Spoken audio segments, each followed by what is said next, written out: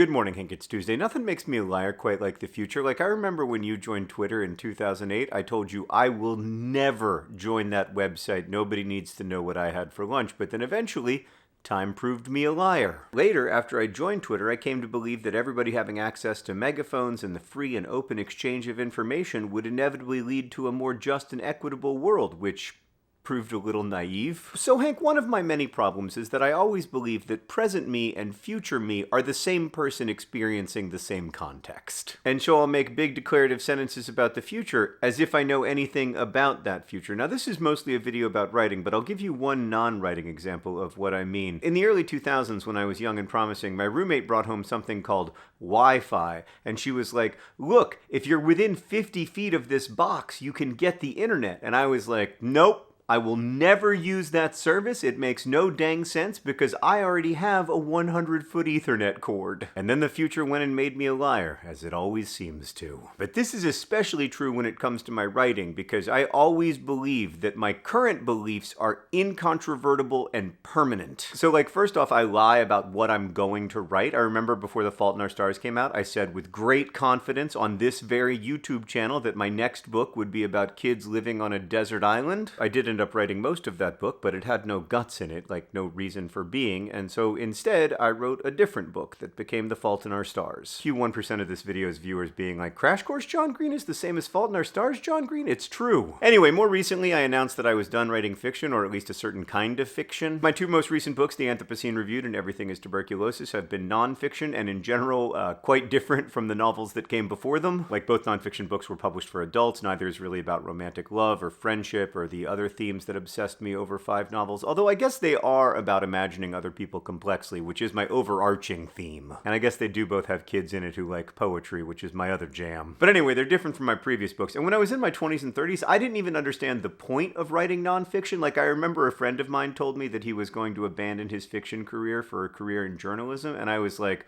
what a waste of talent. Because at the time, I really believed that text-based fiction was the only way to create narratives that could transform the lives of readers. But of course, the future made me a liar. But I wasn't done making lifelong declarations, of course, because having started writing nonfiction, I thought I was done writing fiction. As I discussed a little bit in the Anthropocene Reviewed, I just didn't understand the point of fiction anymore, and it felt to me like my historical moment could only be met with the truth. And so I thought the permanent future of my writing was in nonfiction. I missed writing fiction, but as I once put it, I missed it in the way you miss someone you used to love. But I should know by now that if I wait long enough, the future will eventually prove me a liar, because ever since I finished Everything is Tuberculosis, I've been writing fiction. It may never come to anything. I've learned just enough to know that I should not promise that what I'm currently working on will eventually coalesce into a book.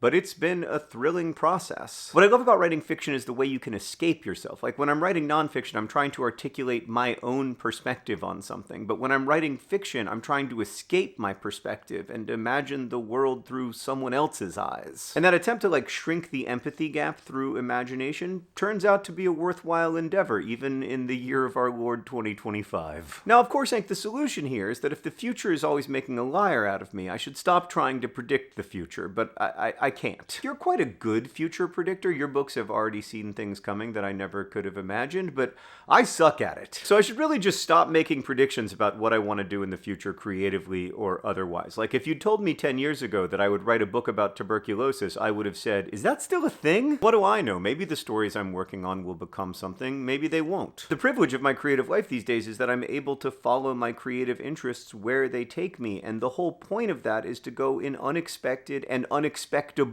directions. That is the joy of creative work, that it retains the ability to surprise. I need to hold on to that and celebrate that instead of constantly being made a liar by the future. So Hank, here's to the future being unknown and unknowable and having no confidence in any future predictions except for this one. Hank, I'll see you on Friday.